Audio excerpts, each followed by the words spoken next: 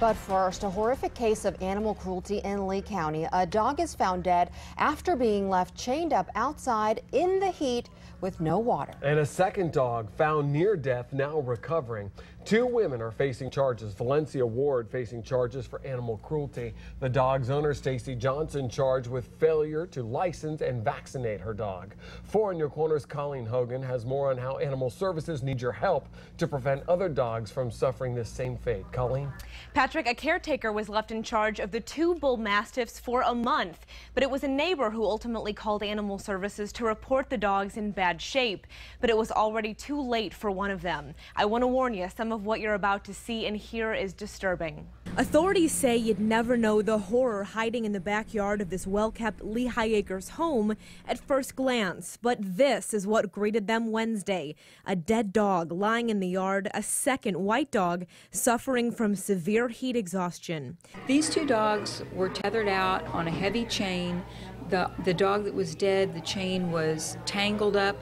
Pictures taken by Lee County Domestic Animal Services show an empty water bowl sitting nearby and a doghouse in the shade, but out of reach to the dogs on the chain. But the doghouse, if you want to call it that, was nothing but a wooden hot box and probably wouldn't have helped it anyway. Once they realized the brown dog was dead, they worked quickly to save the white dog. We gave it water, cooled it down with a hose, brought it back here immediately for treatment. The surviving dog had a temperature of 113 degrees.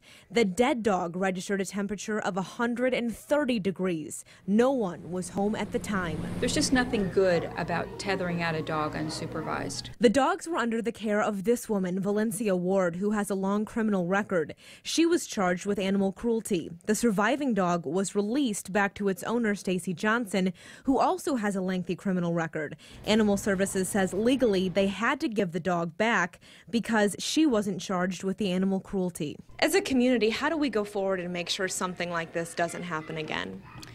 First, you can support our ordinance changes in August, and you can be a good eye for neighborhood watch. And whenever you see this, don't wait till an animal's really in distress. Call us immediately. And you just heard Rhea Brown with Animal Services mention those proposed ordinance changes coming before the County Commission in August. And coming up at 6:30, I'm going to tell you more about that. You're going to want to keep watching if you keep your dogs outside. Colleen Hogan, Fox 4 in your corner.